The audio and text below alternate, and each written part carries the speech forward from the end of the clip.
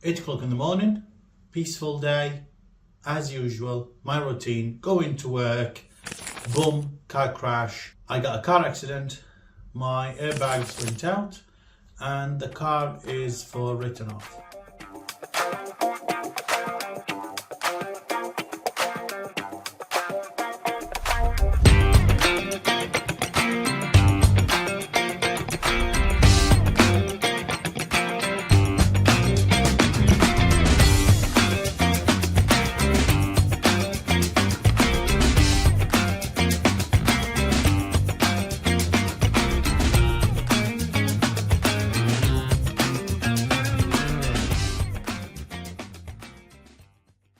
Okay, now life every day threw shit at us, okay?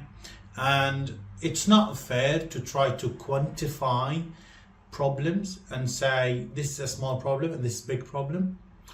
We all get problems, however, it's how we deal with them. If life has just hit you hard, try to find your unbreakable self. Today, we are going to have a conversation with our alter ego about what to do or about the mindset when life threw some problems at us. Now, every day or in a weekly basis or monthly, based on your life, you will be faced with some problems that shake your core. These problems can shake us, and probably we wouldn't know what to do with it, and sometimes we will be confused. Our reaction can change based on what it is. So yes, I was going to work in the morning at 8 o'clock. I was coming from the side road, boom, got a car crash, and the first thing that I had in mind was like, am I safe? And I had a moment of silence. Yes, I was safe. It's a car crash. It's done deal. What did I do? In a way or another, I was so calm. I'm not sure why, but I was so calm. Put my things in my bag, came out of the car, I checked on the other person, he was fine, and I rang the police, and then I rang my car insurance, and then I went to work as a normal day. Now, everyone said, don't you want to go home and have some rest? Everyone asked me if I'm okay. Everyone thought that the shock of the car accident and losing my car will hit me later on. However, I decided at that moment that I'm going to continue my day as normal. Now, why did I do this?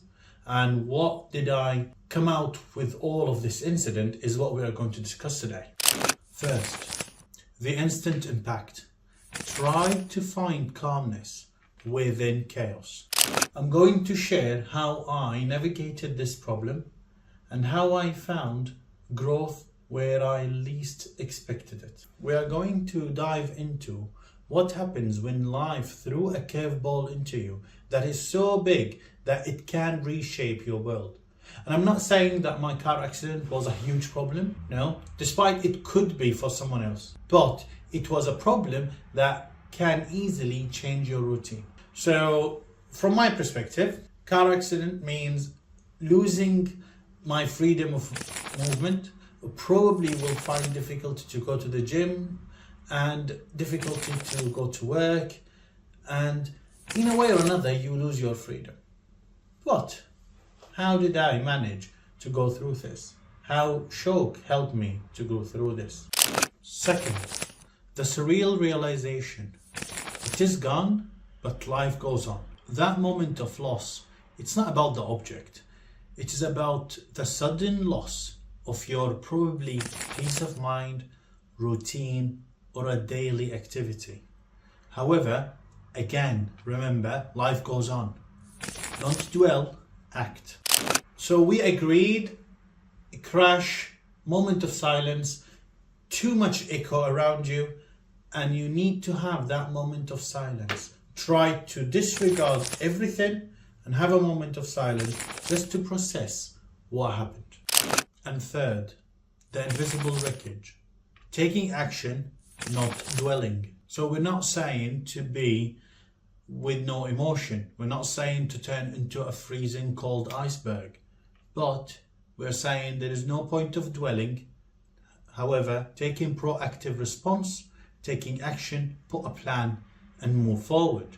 And yes, I decided to go to work, continue my day normal, as the car disruption was enough and I didn't want to add more disruption to my routine. Once I got to work and I sorted things, you start thinking of the next steps. So rather than dwelling, just see what you can do. So again, ring the car insurance, get things sorted, put things in place, put a plan.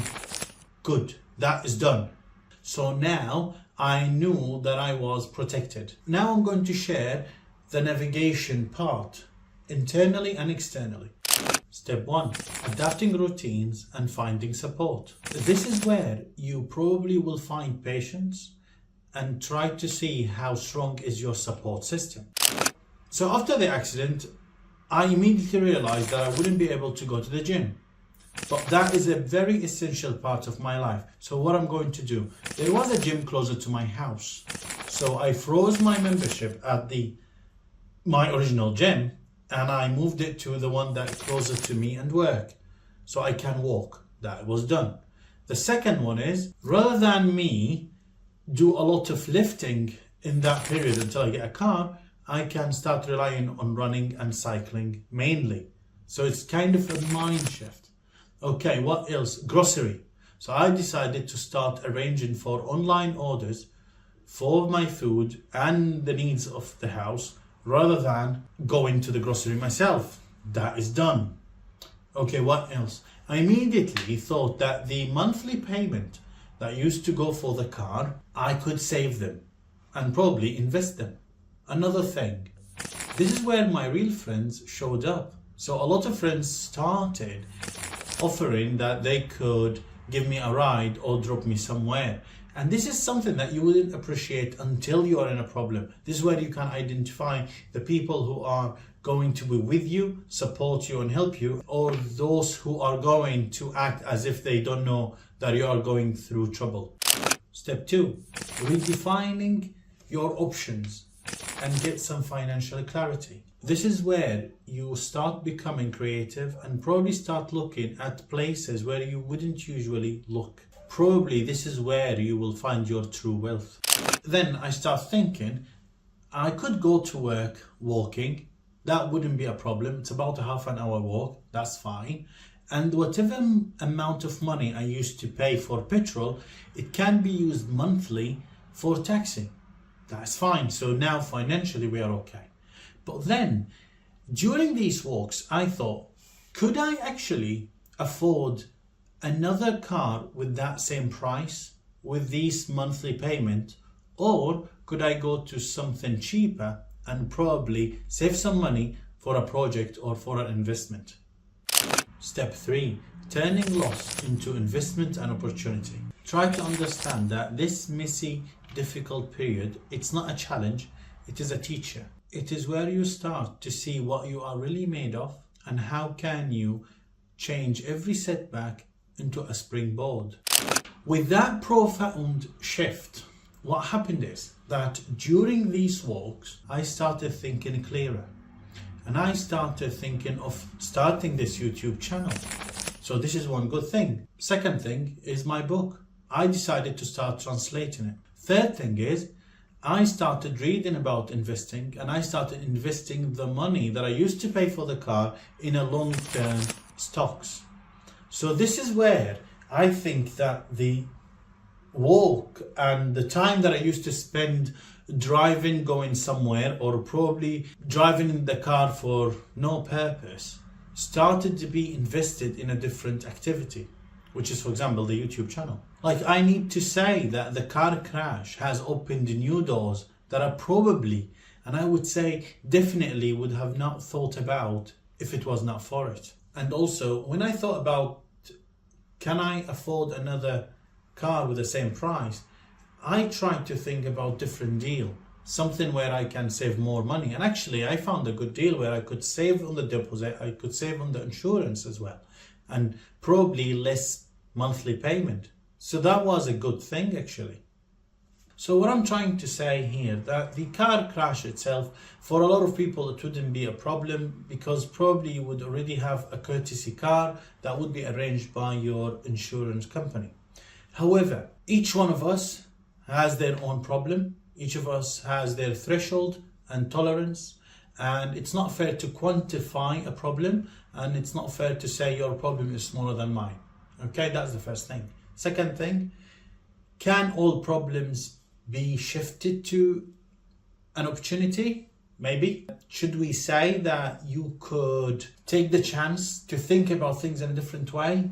You probably should always do that, because when I was asked how I'm calm or how did I decide that, it just took that moment of silence. It was that pause that I took for probably 2 hours, and it was everything sorted. And it was, rather than it was a snowball of problems, it was a snowball of new ideas and new opportunities. So it is funny, because I think after the car accident, I could see how vulnerable we are because of the amount of reliance we have on a lot of materials around us.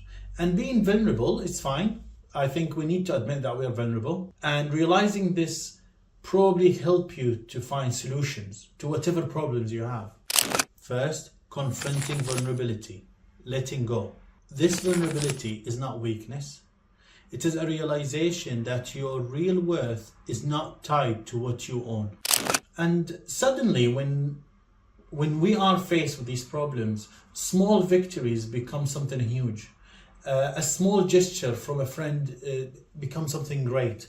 We start appreciating every small thing, and you will find that this shifts your focus from what is lost to what remains to what is possible. Second, shifting perspectives, gratitude in the unexpected. And finally, I would like to say that every day you have the choice. It's either you dwell in despair or you choose to find a way for growth. And I would say, looking back now, that probably the car accident was a blessing in disguise. So my journey after the car accident, I think it was a great lesson. I learned a lot. I saw how much we are depending on materials.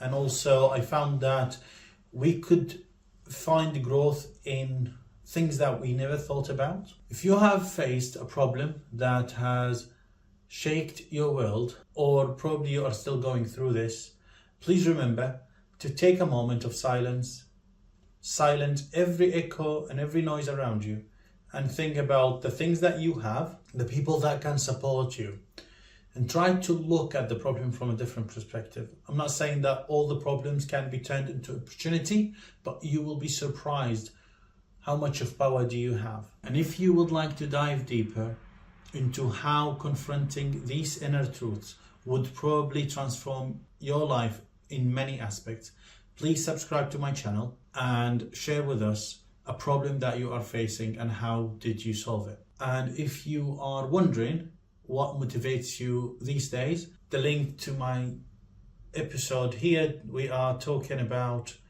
the different types of motivation. I think it's here, not there. I'm not sure where actually, one on the right or on the left. And always remember, discipline, commitment, and always smile. Thanks for watching.